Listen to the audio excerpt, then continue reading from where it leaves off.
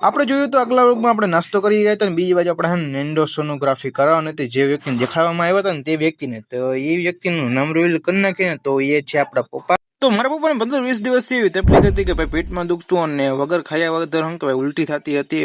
તો મિત્રો પપ્પાની વાત કરીએ ને તો અંદર પપ્પા ગયા છે સોનોગ્રાફી કરાવવા માટે ને ત્યાં અંદર એક જ વ્યક્તિને હલાવું છે જે 10 દિવસ હતી એટલે કે મારા પપ્પાને. 2 hours later. તો ફાઇનલ મિત્રો પપ્પાનો રિપોર્ટ આવી ગયો હતો ને 3 દવા લખાયેલી હતી. 2 દવા ત્યાંથી લેવાની હતી, 1 દવા બારોબાર લેવાની હતી. તો હું ને મારા બેન લેવા આવી ગયા હતા બારોબાર દવા લઈ. તો ફાઇનલ મિત્રો રાજકોટનું બધું કામ આપણે પતાવી નાખ્યું છે અને સારો એવો રિપોર્ટ આવી ગયો છે ને હવે આપણે જઈ રહ્યા છીએ પાછા ઘરે રાણા જવા માટે. તો મિત્રો અત્યારે આપણે છીએ રાજકોટ એટલે કે ગોંડલ ચોકડીની અંદર ને અત્યારે વાગી રહ્યા છે કેટલા 5 વાગી રહ્યા છે.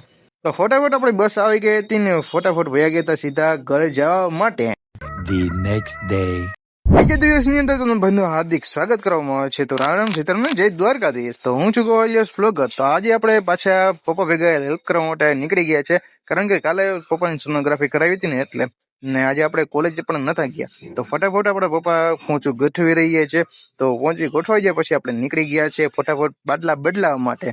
અને પપ્પાને આજે તો એક પણ બાટલો ઉપાડવા નથી દેવો, બધા બાટલા આપણે જ બદલાવાના છે. ફાઇનલ મિત્રો આપણે પપ્પાનું બધું કામ પતાવી નાખ્યું છે ને તો રેડી થઈ ગયા છે. જ્યારે આપણે નવરા હોય ત્યારે આપણે મેડમને લેવા માટે કાયમ જઈએ એમ જવું પડે. આપણે નીકળી ગયા છે મેડમને લેવા માટે. મેડમને લઈને સીધા ભોગી ગયા હતા ઘરે અને મમ્મી મસ્ત એવી રોટલી બનાવી રહ્યા છે ને પોતે હવે આપણે સીધા આપણે ખાવા બેસી ગયા છે. કરવાનું આપણે નવરા થઈ ગયા છે. તો આજનો વ્લોગ આપણે અહીંયા એન્ડિંગ આપી નાખીએ. તો મળીએ નેક્સ્ટ નવા વ્લોગ ની અંદર. તો જય શ્રી રામ, જય દ્વારકાધીશ ને જય ગોપાલ.